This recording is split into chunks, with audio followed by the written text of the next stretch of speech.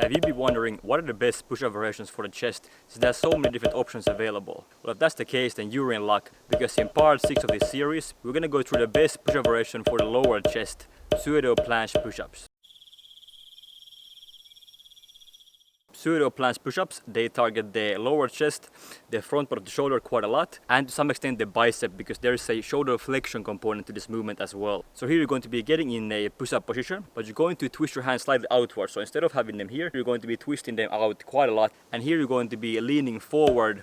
And from this position, you're going to start performing your push-ups. And throughout this whole movement, you really want to protect your shoulder blades, so push your shoulders forward. So you want to be doing this movement. And as with any push-up, you always want to make sure that you are tucking the hips in underneath, so that you don't have a lower back swanking. Keep the core tight, glutes tight throughout the entire set. And you might notice quite easily that even with a slight lean forward, you might notice your back arching, so you might notice your lower back starting to arch. And that's because you're too weak for this position at the moment, and your body is trying to compensate for this movement by arching lower back, so that you're basically lifting less of your own body weight. The key thing here is to first sort of tuck that hip underneath again and have a slightly less forward lean. And that leads me to my next point, which is how to make this exercise easier or harder.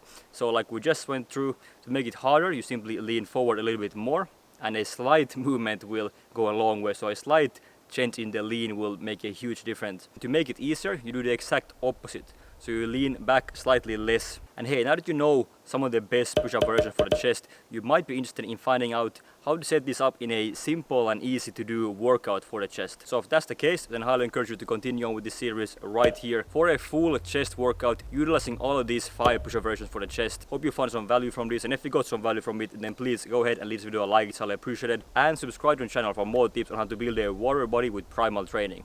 Thank you so much for watching, and I will see you in the next video. Bye bye.